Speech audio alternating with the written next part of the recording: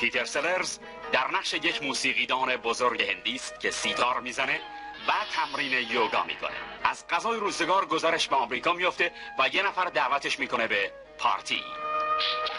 در اثر دهاتی بازی در آوردن میاد تابلو رو پاک کنه، اینطوری میشه. وقت غذا خوردنش اینطوری میشه. با فشار یه دکمه آتیش منقل رو روشن میکنه و با فشار دکمه دیگه خانوم رو ملوث میکنه. این پارتی از اوناست که هر کسی توش میاد و هر اتفاقی هم توش میاده. ای دارو ببند. کاسه کتایی. خلاصه روستایی هندوستانی خیلی خیتی بالا میاره تو این پارتی. من احمق نیستم. هستی خبر نداری.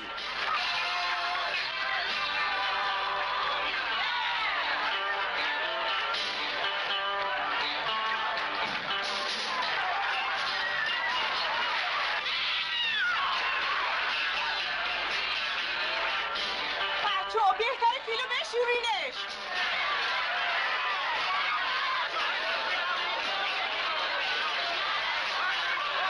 ممکنه درباره پارتی های دیوانه‌وار هالیوود خیلی چیزا شنیده باشین، اما حالا پیتر سلرز شما رو با خودش به یکی از این پارتی ها میبره.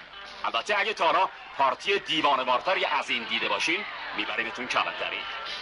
یک فیلم از بلیک ادواردز.